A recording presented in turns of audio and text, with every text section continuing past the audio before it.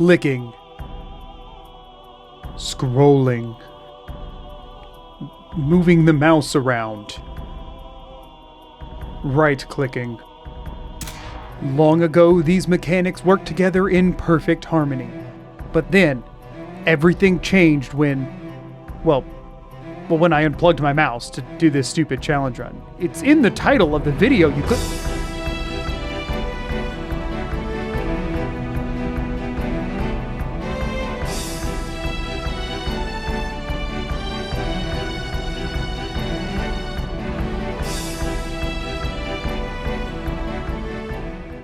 I'm going to keep the rules section brief here because they're honestly really simple. Whenever I'm playing the game, my mouse has to stay unplugged, meaning I can only interface with the game using my keyboard and nothing else. Also, no rebinding keys or using the keyboard to mimic mouse functions, because that would be completely pointless. I also added one other little rule of no companions, since when I used this rule set in Skyrim, that was how I navigated most things in the game, and I don't think it'll be necessary in Fallout 4. With that out of the way, we're straight over to character creation, which is incredibly limited since all I'm really able to do is pick a preset. I just left this one up to chat since I had no good ideas, and they picked this preset for Nora and named her Mini Mouseless. If you're wondering why there's a random mouse on my forehead, it's because me and my chat decided back when I did this run in Skyrim that it was the most efficient way that everyone could visibly see that I wasn't using it. It took all of 60 seconds to hit the first hurdle of this run, which is trying to answer the darn door. Yeah, here's problem. We can't look at the door.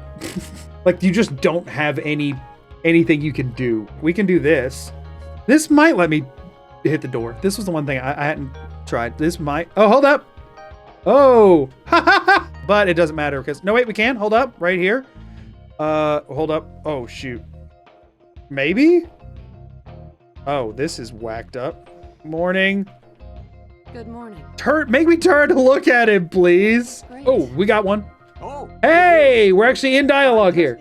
Thankfully, the interface where you select your special stats can be navigated using only your keyboard. And while here, I pretty much just did a build around optimizing for VATS. Spoiler alert, 90% of the combat you're going to see in this video is going to revolve around VATS, since the only other options are power attacks with melee weapons, gun bashes, and throwing grenades, all of which have their limited use cases. I dumped most of the rest of my points into endurance with just one into intelligence, hoping that I could grab the medic perk somewhere along the way, which would just make healing a lot more reliable. That ended up being a mistake, but we'll talk about that in just a minute. For now, the next big obstacle has reared its ugly head, and it's attempting to be a good mother to our child and future boogeyman of the Commonwealth. Here's another problem with the intro. I have to play with Sean to trigger anything else happening, and I am not looking at Sean. We can open this door. Blast radius.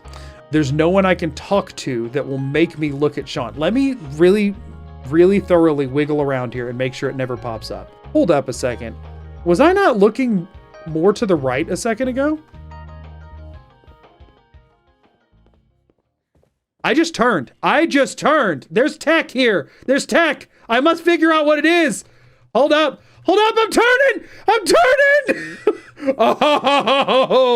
Oh, this is gonna be a fun run, everybody. Apparently, going in and out of third person while moving in any direction can slightly shift the camera. I'm assuming it has to do with the third person animations around Minnie's character model, but regardless, this means I have a reliable way that I can turn, even if I don't have anyone I can VATS target or talk to. Unfortunately, it does come with a couple of drawbacks. For one, it can't help me look up and down whatsoever, and also, it's aggressively nauseating to look at. So whenever this comes up, I'm going to do my best to tell, not show, to prevent from attacking your eyes too hard. Regardless though, this did give me the ability to play with my child, spin a mobile for my child, speak to my husband, and then leave both of them in the dust while running towards where the vault most likely is. I can't tell, I'm not looking.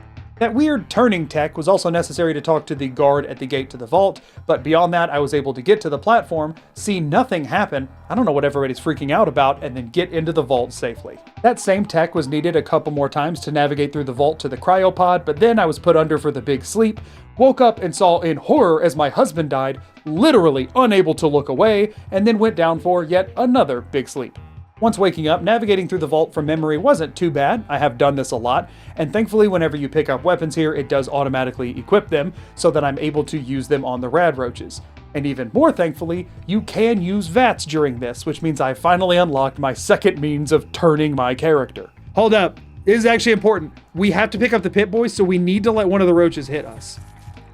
And look down at it. Forward planning. Forward planning. Important. Thankfully, my preparation was sound, and I was able to pick up the Pip-Boy, although I did run into a very Fallout 4 problem when trying to leave. We're having problems. We're about to have to reload. Wait, hold on. We're wiggling more. We're revving up to it. Oh, wait, hold up. Hold up. Come on, get in there. Go. Go. Go. Go. I'm not doing this. It's not in a loop. It's actually doing stuff. All right, at this point, it's going to save time to just go back. I could be there for an hour. After picking up the Pip-Boy for a second time and getting luckier in my interaction with the game afterwards, I was finally able to side-scroll my way out of the vault and head out into the Commonwealth properly. Thankfully, after picking up the Pip-Boy, I was able to verify that each of the tabs and menus could be fully navigated using only the keyboard in Fallout 4, much unlike Skyrim. So hey, maybe Bethesda learned one thing in between those two releases. After retracing my steps to speak to Codsworth, I was able to verify a third reliable way to turn my camera, and that is entering dialogue with any NPC. Does this change my orientation at all? Why did she take so long? Okay, her body just turned. That does. So once you enter the cutscene version of it, it does turn you a little bit. VATS is still gonna be better, right? But it's good to know that that's an option in instances where for some reason VATS is not available.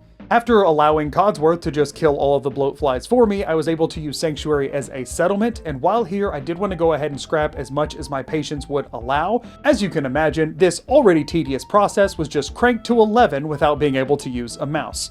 However, it did force some innovation on my end, and by cleverly utilizing the settlement system, I was able to use VATS on Codsworth to actually look down, which did make the scrapping process ever so slightly easier. Shrek! I'm looking down! I found that the only sort of reliable way I could navigate Sanctuary without being able to look at anything other than the sidewalk was to use the local map, which was still very limiting since I couldn't zoom out because that requires the scroll wheel. But while doing so, I found something much, much better. Wait, what? Incredible. Did y'all see what just happened? Look at that. Heck yes. We don't have to spam V in a corner anymore. We did, it was still necessary where it was because we didn't have the Pip-Boy yet. But the Pip-Boy turns us. This may have been a known mechanic to other people, but as someone who literally has never played Fallout 4 in third person for more than 20 seconds in my life, this was a huge revelation for me. Whatever direction I'm facing in third person when I open my Pip-Boy is what direction the camera will be oriented in when closing it. That makes navigating so much more reliable. However, obviously with all good must come at least some bad, and while I made some very fortunate discoveries here in Sanctuary, I also made one very painful one. I don't think we can take perks. So that's a fun thing. I don't think we can actually level up. And the more I didn't really think about that before now. I promise I checked every key on the keyboard and nothing will move this menu up and down whatsoever. You can select a perk with your keyboard if you're already hovering over it with your mouse, which means there is exactly one perk I can take in this run, and that's Cap Collector. I hope it comes in handy at least. Unfortunately, this means that point I put into Intelligence for Medic was totally wasted, but otherwise my special stats look pretty much how I would have chosen them anyway. I maybe should have put something into Perception to make VAT's accuracy a little higher, but I'm sure it'll be fine. That does bring up one other point I want to address here, and that is the position of the cursor on the screen, since the game doesn't reset it very often whatsoever. This entire challenge was completed while streaming, and a lot of times while streaming you will need to interact with something on a different monitor. So it was a pretty common occurrence that I would have to pause the game, plug in my forehead mouse, and then tediously try and scroll it over to the side using my thumb to click on something. However, Fallout would not put the cursor back in the same place when tabbing back in. A lot of people may argue that I could just set the cursor wherever I wanted to on the monitor before launching the game, which would then allow me to take different perks as I so desired. I would argue that that's a really dumb loophole and absolutely not in the spirit of what I'm trying to do here whatsoever. The game did reposition the cursor one time though whenever I interacted with the Vault Tech rep and went to set my special stats. Initially it was off center by a bit, but the game moved it to the dead center of the screen. So I just decided that that's where it's supposed to stay. The pause menu in Fallout 4 has this sort of grid pattern in the background, so anytime I launched the game or had to tab out for any reason, I just lined it up with the dead center of that, which did leave it directly over the cap collector perk where it's been this entire time. With the boring tedium over with, it was time to go really experience combat for the first time while trying to save Preston at the Museum of Freedom. Okay, here comes some combat. Hey, could you not kill me? We're just gonna die. That's fine. What a great load in. Thank you, Fallout. Thank you. Yeah, we're just gonna die again. How did you miss that? Minnie! At the end of this combat, I did run into a glitch that made me wonder if the game was trying to be funny or just trying to torment me. I'll let you decide. Doing! Oh no! It retargeted me! I can't see! What the crap? No! Where are they? I can't look down! He just killed the last one! Preston! No! Hey, look, I leveled up. What perk should I take? I'm leaning towards Cap Collector. Woo! The Museum of Freedom did show another very big problem, and that's that looting bodies and containers is actually really difficult. So there is sort of a constant struggle to have enough resources in this run because it's just hard to look at things. Even when I can make it work, it's still just so slow and tedious that I only have so much patience for it. Do we have any bobby pins? We have one, right? I'd much rather do this than the, because the terminal freaks out your camera. Oh, never mind. I mean, I love the terminal option. That seems more fun to me. Yes, lockpicking. Something else that famously requires the use of a mouse. There's a crashed vertibird up on the roof. Hey. You know what I'm saying? What's a good idea? Let's hear it. Tell her. There's a crashed vertibird up on the roof. You're darn right there is. Some might know, I'm cosplaying as Sturgis right now. He's doing the run too. Me and Sturge, we're in this together. Okay, we put this down, look this way, turn camera. These people look at me like, this is who's going to help us? Are we sure? I don't think she knows how to look around. After saving Preston and the gang and then looting everything I could from the inside of the Museum of Freedom before pulling my hair out, I headed up to the roof where I was able to actually use the power armor for a change, and Minnie was able to get a gun made specially for her. Although they did spell her name wrong, which is a bit of a bummer. Since miniguns take a ton of AP to use and all of my other resources were pretty dramatically lacking, the obvious choice here was just to trigger the Deathclaw as early as possible, and then let her and the raiders duke it out until there was really only one enemy left to fight. We're gonna wait this out a bit and see who wins.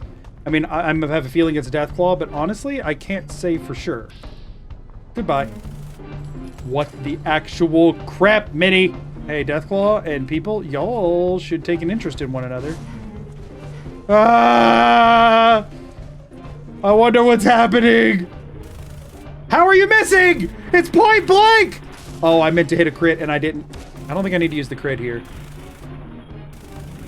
I thought wrong. How are you missing that? Okay, so what we need to do is this. And then... Aha! Preston, a single shot would have went a long freaking way there, man. After dropping Preston off at Sanctuary, I figured I might as well just go on and head towards Diamond City and the main quest line, but on the way, I did want to pop into the Drumlin Diner for a quick resupply. All right, let's go do some shopping real quick. Oh, did you think I meant resupplying from Trudy? No, never. Trudy has to go. However, Trash Can Carla is almost always there the first time you pass through the Drumlin Diner, so I figured I would go and buy some supplies from her before heading out. Oh, shoot. I can't sell stuff. Let's see what happens if I do this. Hold up. Can I do this? And then will it send me over there when she has nothing left? It won't. It won't. I can't sell items. I'm limited to only the caps I can actually, like, pick up. That sucks. Well, that's super unfortunate. Without something like Fortune Finder, you don't really find that many caps just floating around out in the wasteland. So, sadly, I'm not going to be able to make that great of use of my one rank of cap collector, it seems. Anyway, though, with the disappointments piling ever higher, there was nothing stopping me from just beelining straight for Diamond City. On the way to Diamond City, though, I did have a very very painful revelation about the main quest line for this run. Am I gonna have to side with the stupid Brotherhood? I don't wanna. Unfortunately, that is not a joke. I am almost required to side with the Brotherhood of Steel to complete this particular run. And I know I've said I was going to do that before, and then I went back on it as a joke because I hate the Brotherhood and all that kind of stuff, but like this time, I actually have to put up with those disgusting losers. This is where I need to talk about one other very key revelation to this run, and that's that fast travel is rendered completely impossible without a mouse. Even if I was able to get my character into a position where the cursor would be over a location to fast travel to, unless you can actually click your mouse, it will not let you fast travel. This means any ending that has you cooperating with the Institute for any period of time is immediately a non-option, since I cannot select the CIT ruins or the Institute to warp in and out. I put sort of a soft rule on myself to not side with the same faction for 2 consecutive Fallout 4 run completions on this channel, just to keep things more interesting, and the last one I did was the pacifist video where I sided with the Minutemen. So I decided that if there were ever a time for me to side with the Brotherhood of Steel, that this would be it. Now, don't get me wrong, that questline will have its own issues later. A certain fort that you normally attack with a minigun on a vertibird comes to mind, but we'll get there when we get there. This does mean I will be taking a short detour on my way to Diamond City to clear ArcJet with Dance though. Not only because you get the Righteous Authority, which is very helpful since I'm limited to VATS combat, but mostly because I can farm a ton of fusion cells for it by just watching him get beat up over and over, which is really just a double win. Hello, sir. Oh, hold up. We got sunglasses. Look at us go. Those sunglasses are a crime to fashion. A crime that everyone's not wearing them, you mean? Don't worry, Dance. We will save you in a minute. He looks like he's got this. Let him have his fun. Right, he's having the time of his life in there. He's letting out a lot of pin-up rage. I like to believe that the Institute programs square dancing memories into every set. A part of me does want to leave it for another half hour or so, but I got things to do, so... we're gonna be here for a minute. The good thing about this quest is that it effectively armed me for the remainder of the run since I got a very serviceable weapon and a darn near bottomless supply of ammo for it. 50 extra fusion cells, heck yeah, that's huge, we were running low. Since I was no longer hurting for supplies whatsoever, I figured I'd go ahead and bail Nick out on my way to Diamond City to save a little bit of time. Rat-a-tat-tat! Rat-a-tat-tat? What? What are the Triggermen supposed to be? Why are they like this? I believe. I should not have believed! Sup, Dino? I need to look at your feet. Oh, I get the password this way. Hold on, that was actually necessary, I think. I actually did have to look down there. I just dodged a bullet on accident. Okay, so this does cause a bit of an issue with it, I think. At the end, rather than letting everyone air out their feelings, I figured I would, as quickly and effectively as possible, show Dala that Skinny Malone just isn't quite handling this. Donk. Oh, shoot. Yay! Dala! Where you going? Once making it back to Diamond City with Nick and listening to the appropriate amount of yapping required, I just headed up and pickpocketed the key to Kellogg's house off of the mayor. What chances I can survive this fall? Not high. When searching Kellogg's house, I was very fortunate that both he has a little loft area and that they have Nick in there with you rummaging around so that I could VATS target him in order to get my camera set correctly to hit the button. It's the little things like that that I normally wouldn't think of that are honestly the biggest challenges so far in this run. This is your friend? He's a dog. Nick, you don't have any real friends? Nick, that's so sad. The camera restrictions, along with my inability to place a map marker, did make getting to Fort Hagen slightly more annoying, but nothing too crazy, and the turrets outside honestly weren't that bad either. And before going in, I did need to make sure to send Dogmeat back to Red Rocket so that I wouldn't have a companion for any period of time, which actually turned out to be pretty beneficial because then I was facing downwards enough to select the hatch once up on the roof. Honestly, the path to Kellogg wasn't too terrible since all the synths were pretty much still the lowest level because I haven't gained that much XP yet, but the tedious bit was trying to loot as much as I could since there were quite a few valuable components inside. Oh, biometric scanner. Big. Okay, we have all the specific components we need for the teleporter now. The combination of my 9 points in luck and the lucky legendary effect on the Righteous Authority meant that I could build a crit in VATS with only 3 successful attacks. So if I played my cards right and managed my AP successfully, I could usually take out 2 cents every time I entered VATS, which made clearing Fort Hagen a lot easier. More importantly than any of that though, somewhere along the way I picked up 2 frag mines, which means I have now unlocked a consistent means of changing the vertical angle of my camera, so long as I only need to do it in a singular direction. So I can always look down. Not actually convenient right now, because now I can't target that turret right in front of me, so I am gonna reload. But now we know. I was a little nervous about the Kellogg fight with this rule set, but thankfully, for the first time ever, I'm doing a run that does not directly prevent me from just using the Fat Man on him. So I took my opportunity while I had it.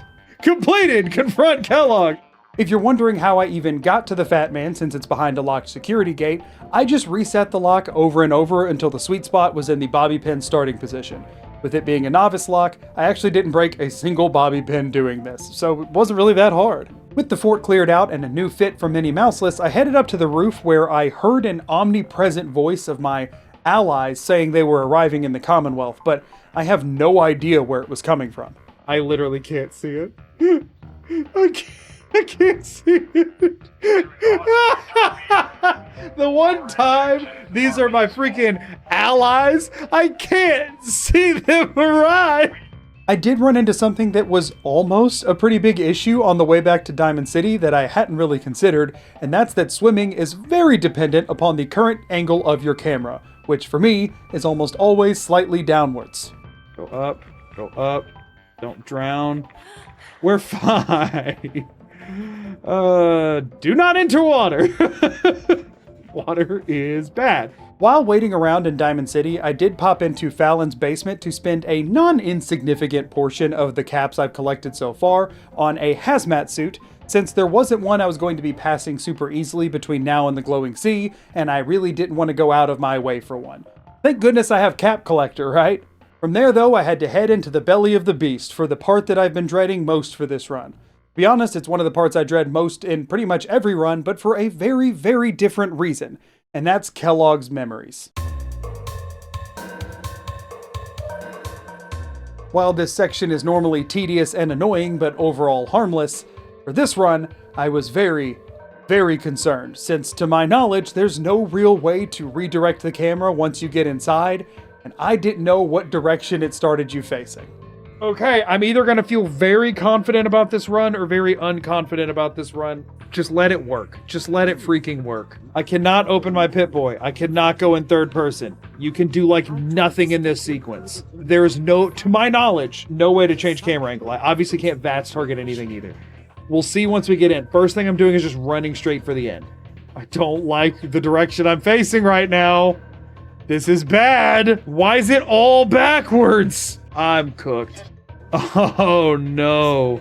I can't even crouch in this, by the way. We cannot manipulate the camera at all. And it is behind me. Okay, this sucks. Because she won't pull you out until you interact with the TV. We're going to wait and get to the end of this and make sure that that isn't good enough.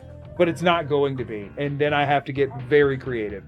I'm not gonna like just give up, but I feel really bad about this. Like the direction I'm facing when I enter the memory sequence is almost as far away as possible from the direction I need to be facing in order to exit the memory sequence. You can't open your Pip-Boy, switch to third person, activate VATS, or even crouch. You can quick save though, so I tried as many ways as I could think of to save and load the game in different forms of movement to see if they would adjust the camera, but none of them had any impact whatsoever. I also tried loading a different save and locking Minnie into various different animations just to load back into the memory sequence in the hope that that would somehow change her camera angle, but it also didn't have any impact whatsoever. For the next attempt, I just went in third person and mashed a bunch of keys as I sat down in the lounger, hoping it would somehow break the animation, which obviously didn't work. But it did lead to me discovering something I wouldn't have seen in a casual playthrough in a million years. Why am I in third person? Why am I in third person and invisible? Because I was in third person when I sat down. That can happen? Okay, hold up. We have hope. Hold on a second. I've never seen this happen before, but I also literally never play the game in third person. I also think it's totally crazy that you're just permanently invisible throughout this. How did I never know this was a thing? While I did find this really interesting, it doesn't really change much. Without the ability to switch perspectives or open the Pip-Boy, none of the third-person animations really get me any closer to changing the camera angle, but I figured I would head up to where the TV was just to see if I could make something work anyway. We can see so much more of the TV now. Please! No! Of course, now we're gonna have the issue of stuff in the background trying to be the thing that triggers. But this... I clipped in something. I got lodged somewhere I wasn't supposed to. Holy crap, we did it! Yes! Oh my gosh, that's incredible. I cannot believe that actually worked. For one, I'm still astounded that you can even enter that sequence in third person, but for two, I guess something weird about the third person animations was able to force her in between the TV stand and the wall for just a second, but regardless, I couldn't care less. I was able to keep going with the run that I thought for sure was dead. With that completed miraculously quickly, all things considered, I was headed off to the glowing sea, which thankfully, like I mentioned, I had already prepped for. I didn't really have any strategy about this other than just run straight towards Virgil's cave and hope for the best. Somehow I'm avoiding stuff better than when I can actually see it coming. Why is that rad scorpion not chasing me? What's going on? Why is this working so well? Look, it's the death claw. We'll just leave him there. It's fine. Why did that work so well? My main takeaway from this trip through the glowing sea is that it's just a lot less scary when you can't see anything in it. I only had one hiccup, and that was on the way out with a rad scorpion, but other than that, everything in it just sort of left me alone to run on by. For my first attempt through Green Tech, I wanted to just see if I could run past everything since fighting it sounded really annoying, and obviously that didn't work in the slightest. Okay, yeah, alright, we'll fight him. I want to give it one try. Not even close. For my second attempt through, I did slow things down and just took out every enemy as I came across them, which was a lot more consistent, albeit a lot less flashy. And thankfully, whenever I made it to the gunner with the missile launcher, I miraculously managed to take him out within a single round of VATS before he even saw me, which mitigated the main issue I'm used to running into here. Oh, I did also grab his missile launcher and all 3 missiles he had on him, planning to use them on the Courser once I got to the top. The Courser was actually a pretty big issue for once, since he by default uses a stealth boy as soon as you enter combat with him, which prevents you from being able to target him in VATS, which, as a reminder, is kind of the only way I can hurt things. I did pick up those missiles earlier though, but in one round of VATS I can only fire 2 of them, and unfortunately that didn't even get him down to half health, so he always would get the stealth boy off before I could get any other damage in VATS. I have been hoarding explosives this entire time, so I figured I could just shoot him with a couple of missiles and then start hucking grenades and hope for the best. He's stim packing again! No! Shoot! Darn it, shoot! Come on! Reload! Reload! What are you doing? Freaking crap! Shoot him! No!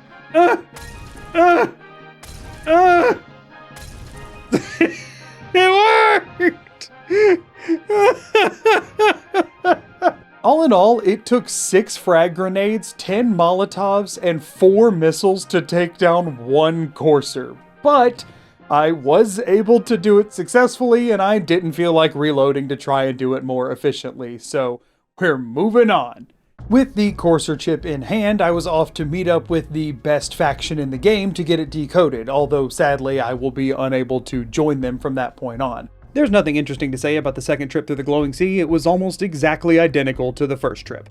At this point in the main quest, I'm ready to build the teleporter, but like I said, I need to side with the Brotherhood, so first I have to go back to the Cambridge Police Department so that I can take a vertibird over to the Pridwin, waste a lot of time meeting a lot of people that I don't care about, and then for some reason, help them take a fort filled with bombs that they will use to help literally no one but themselves. Ad Victoriam. Just to be sure, I did go ahead and board the vertibird to fly over there, and For reference sake, no, you can't use VATS from a mounted minigun, and also, no button on the keyboard will actually fire the darn thing, and also, no, the helicopter will not actually land before it gets blown up by a giant mutant hurling rocks at it, so I had to take the boring way down and swim over. Looks like we're taking the stupid way. Clearing the initial wave of super mutants out in front of the behemoth wasn't easy by any means, but it was very manageable so long as I played things carefully and was a bit liberal with my saves. Ooh, that was so good! Let's go! Hold up, we're doing it! The behemoth itself, however, I may have found the exact perfect way to fight him to make it as infuriating as humanly possible, which is saying something considering some of the ways I've had to fight this behemoth already. Oh my gosh, what the actual crap. The combination of only being able to attack him in VATS, which means I need to be constantly saving AP while trying to run away from him in a heavily obstructed and confusing battlefield to navigate when you can't see it, is a special kind of torture that I would not wish on anyone. All right, just hit some part of him. Like, what the crap? What the actual garbage? He's freaking huge. How freaking hard is it? Listen, y'all, I make it no mystery that the only thing I hate nearly as much as the Brotherhood of Steel in Fallout 4 is the entire system of VATS and how it was implemented. But I still don't think that there's ever been another time that it made me crash out this hard. Oh my gosh! Not being able to turn is brutal. Even just doing this VATS only would be annoying enough. But being restricted on being able to turn and needing to stay close enough to like actually ever land a hit on a freaking behemoth is stupid. Okay, oh my gosh! I'm gonna have some major like mental health crisis by the end of this. Holy crap. No, I'm dead. He was nowhere near me! We're gonna have to cheese this up. Oh, thanks, dude. Thanks. So if his arm covers his torso, it lowers the chance of me to hit his entire body. Make that make sense. His accuracy on the torso is lower because there's less torso visible, but it's because his arm is covering it. Then hit his arm. Don't just whiff off into the sky because your percent chance showed lower. That's the stupidest way to implement that mechanic I've ever heard in my life. Whose freaking idea was that? What's clearly happening is the way that they have this coded in here. I can only assume your accuracy to hit is based upon what percentage of what you're trying to hit is visible on the screen. So if something's halfway behind a wall and you're well within your weapon's active range, that's a 50% chance to hit. That freaking makes sense. But when the thing covering it is his own arm, that shouldn't be a 50% chance to hit his torso, or if it is, the other 50% of the time, it should hit that arm. But no, because then the game runs the calculation of 50% chance to hit his torso, the other 50% of the time you just freaking miss, and so even though he's there in my face and his arm's there, it just, let's shoot off in this freaking... I hate VATS. I hate VATS as a stupid system, and whoever decided it should be in the game was dumb. I also hate the Brotherhood questline and everything about the Brotherhood. It's all terrible and stupid. Look at him! Look at this marathon sprinter! Look, as his arm comes back, watch it lower. Watch it lower. 63, 61, and the thing is, it wouldn't hit his arm that other percentage of the time. It would just whiff completely. I held the button to throw out a landmine, and she instead punched the air and died. Love that. Listen, y'all, I understand that an arm isn't a torso, but the problem is that I'm not hitting the arm. I'm missing the gargantuan body completely. I wouldn't be mad if I hit the arm instead of the torso, but that's not what's happening.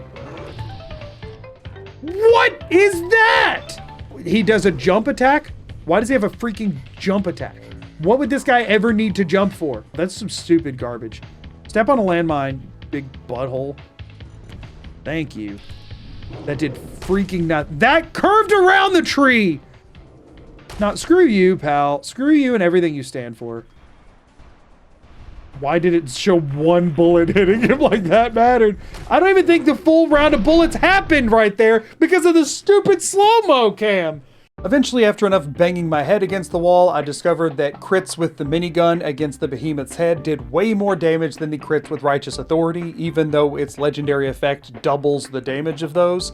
So from then on, I would just build crits with the Righteous Authority, since it takes way less time, switch to the minigun, crit headshot, switch back, rinse and repeat.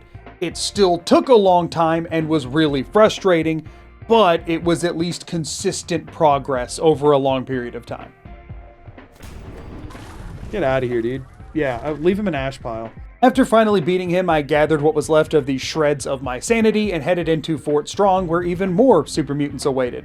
Most of them weren't too bad, but there was a legendary super mutant butcher, which was quite a big issue, and then once in the basement, there was a legendary glowing mutant hound, which was somehow an even bigger problem, especially since it was in a very confined space without much room to get away from it, while also being faster than all of the mutants. Oh, no, I'm freaking dead. I'm freaking dead, y'all. Just to take out this one stupid legendary mutant hound, I would have to go in, hit him a couple of times with the Righteous Authority to build a crit, headshot crit with the minigun to deal as much damage as possible, then run away and take the elevator back up so that I could reset the room and do it again, because otherwise, as soon as he made it to me, I was dead in seconds. This was so dumb to have to do for a darn mutant hound of all things. He survived that. Why did it survive that? There you are. Oh my gosh, we killed it. I did eventually clear all of the super mutants down there though, and then naturally Dance showed up afterwards once it was completely useless for him to be there. Thank you, Dance, and the Brotherhood as a whole for continuing to suck. With that finally over, I just needed to trudge my way back over to the airport where I was finally cleared to build the teleporter that would allow me to go straight into the Institute by the faction that came here specifically trying to find a way to fight the Institute, but whatever. And as you can imagine, doing so without being able to turn the camera was incredibly tedious and annoying, but I was able to manage it eventually. What happens if I try to do this and then move this into it? Oh! We'll take it. Once in the Institute, there are two key components to make sure that the quest continues on smoothly and also to make sure I don't get soft-locked. First and foremost, I need to convince Madison Lee to return to the Brotherhood. This part isn't absolutely required, but it will hopefully streamline things. Or at least that's what I thought until I tried it. Alright, here goes. Lock in, everybody. Are you kidding me? Failed. Failed. Failed. Failed. Failed. Failed. Failed. Failed. Failed. Haha! Wait, was that not even the one I needed to do? Frick.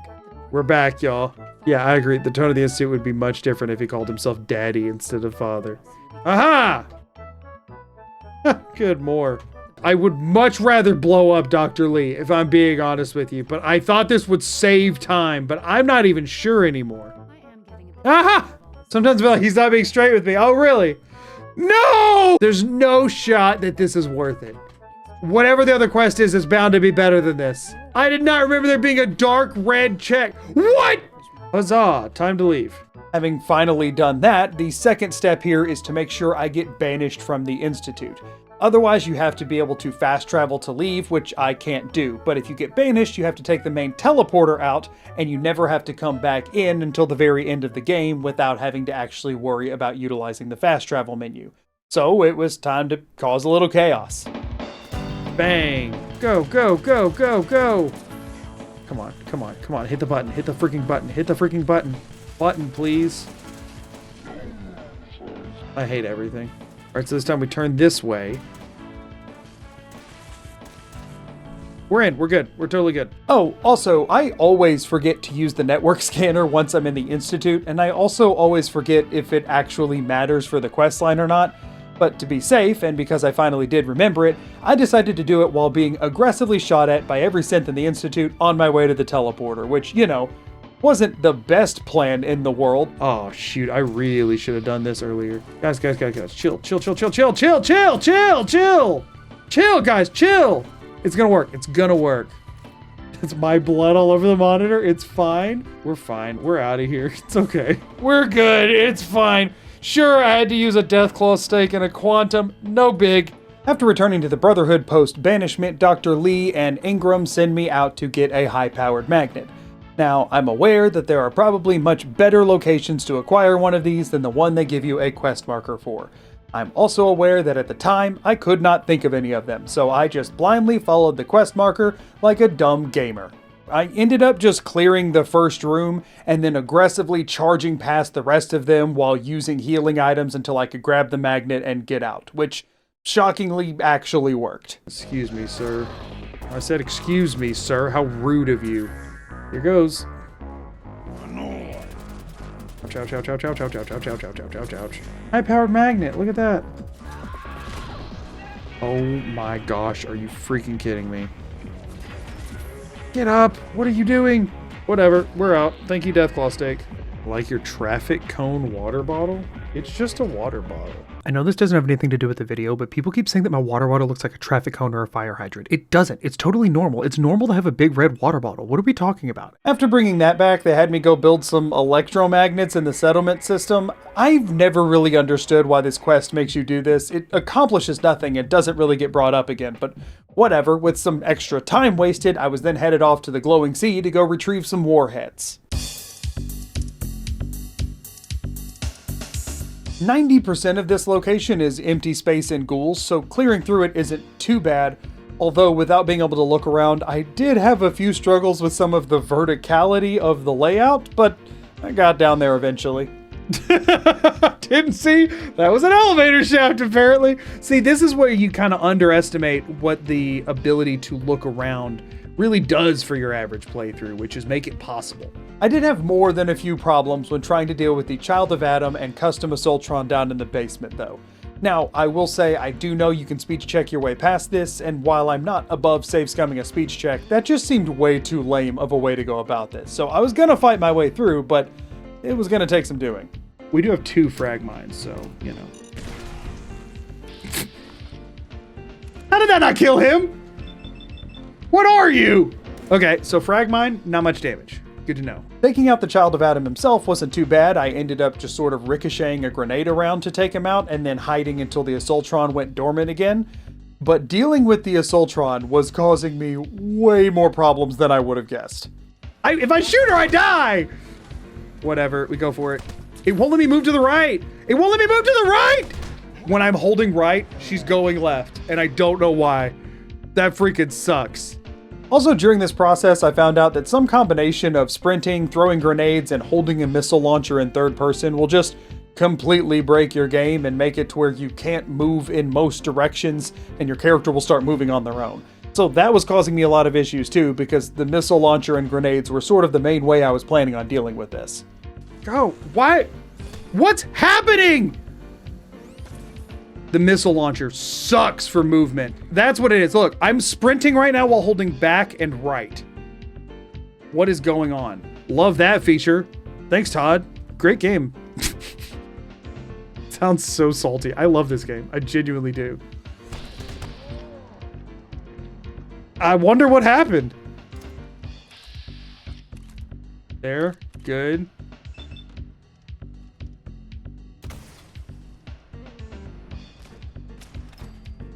I'm so mad. I'm so mad. I'm so mad. I'm so mad. You cannot make this up. How did I miss? How did I miss? Even if I didn't hit her, if I just hit any of the lattice work of that window behind her, but no, it threaded the freaking needle. It just said no again? You know what? I believe. I believe! I believe! I believe!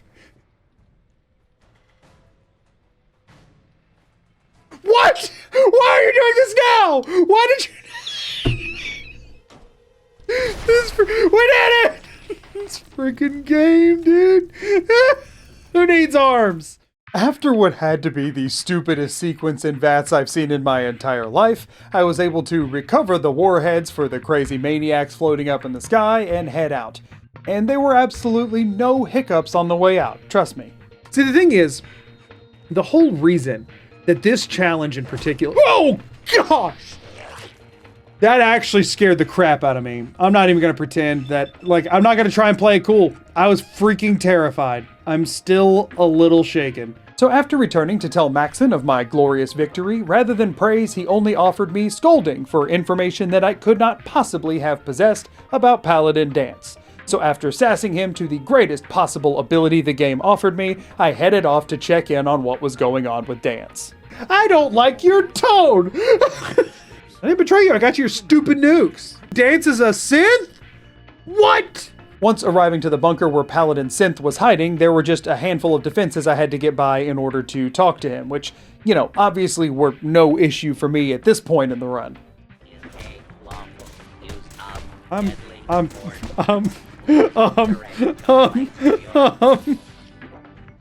That says, you know, 2's enough. No chance, no shot. Is that thing coded to shoot the explosive barrel, or am I the least lucky person on the planet? First shot. It has to be coded that way, right? No. No, that's not like a thing that it's supposed to do. It just does. Now, while I can't stand them, I have been taking the morals and values of the Brotherhood close to heart throughout this run.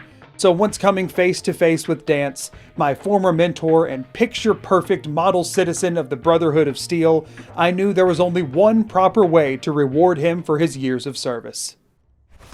So long, punk! Victoriam, sister.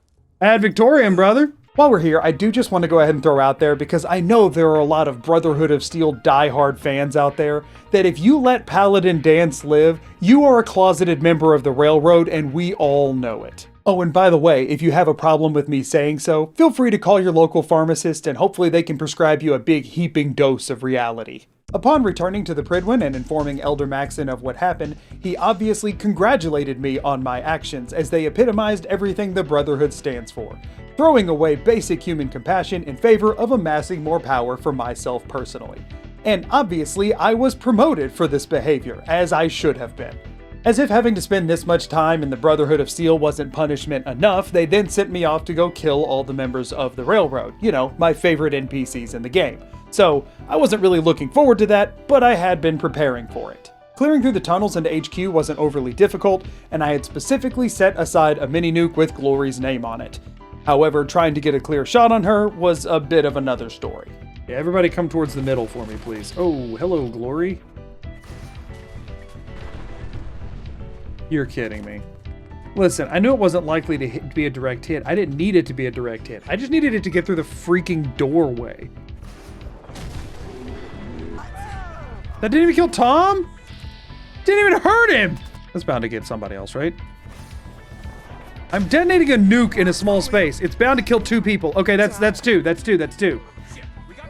Why are you moving in those directions? I'm holding back! I'm holding back on the keyboard! Come on!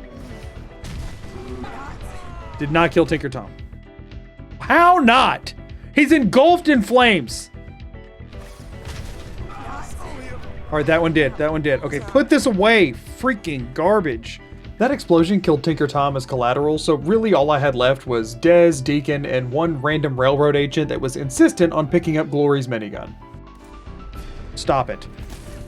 Okay, cool. Before I could leave though, I did have to recover Pam for the Brotherhood, as she is essential to their operation, so obviously I did exactly that. We're recruiting her for the Brotherhood. We said we'd try our best, and I'm trying my best. I'm programming her. Any minute now, she'll start walking towards the Pridwin. Also, they just made me kill Dance because he was too robot. Or he was too human? What was the problem with Dance living? Because we want Pam to live. We're fine with Pam living, because she'll be programmed to serve the Brotherhood. But Dance was also programmed to serve the Brotherhood through a cool process called indoctrination. So, like, what's the difference here exactly?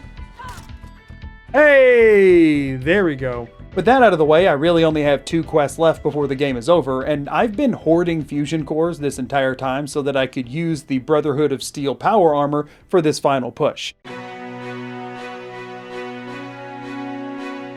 Before we were ready to take on the Institute, we first had to head over to Mass Fusion. Thankfully, the entire trek from the roof down to the basement isn't really anything to write home about. Honestly, completing this quest with the Brotherhood is significantly easier than completing it with the Institute, as the synths are much easier targets, so it went fairly smoothly. Since I was in full power armor, grabbing the beryllium agitator from the reactor also wasn't an issue. No, the only problem here was, and always is, Robo Hoedown. Thankfully though, before entering the reactor, I did go ahead and litter all of the floors with every single landmine I had to spare, and I had brought 2 mini nukes along specifically for the sentry bot.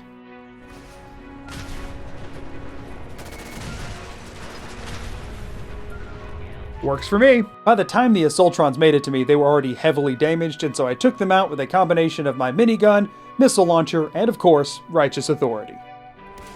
Good. Nice. Okay. You know, all things considered, could have went worse. Could have definitely went worse. We did have to burn through, like, all of our explosives, but, like, I kind of knew, like, this is what I was holding them for. It's like, I'm feeling alright about this. After returning victorious, there's only one quest remaining, and it opens with, "Hey guys, remember Fallout 3? Remember Liberty Prime? Back when the Brotherhood of Steel were actually cool? Remember that?" Smack! I love that he's just like, stood like, did they program him to be a douche? What am I asking? Of course they did. Now the fun part, everybody. We get to watch Liberty Prime kill stuff. Big robot. We're having fun, right? After a painfully slow walk across Boston, where I did virtually nothing, it was time to enter the Institute for the final showdown of the run. There's something very freeing about being in the final combats that you're ever going to do on a given save file, because you know you can just burn through every resource in your inventory without any repercussions for that. So know that anytime combat wasn't expressly required, I was just pumping stim packs and walking right past everything. You do have to fight the synths in the atrium though, but I had plenty of ammo I had been hoarding, starting with like 8 missiles that I just let loose on anything I could find. Powerful pool cue. Hold up, y'all. This is gonna go so hard. Game about to get so easy. We got a powerful pool cue. Look at us go. Bop! Bop! Yeah! Whack! Boom! That pool cue is the technology that Maxon should have feared. Right. Elevator's busy at the moment. I don't care if the elevator's busy. I'm not trying to give it a freaking phone call. I'm trying to get to my pops! Actually, son. His name's it's confusing. He's not actually my dad. After fighting my way through the atrium, I came face to face with Father yet again. An NPC with a dynamic and complex relationship with the main character. All of which I blew right through like a bull in a china shop. So I knew there was only one fitting way to take him out. Goodbye.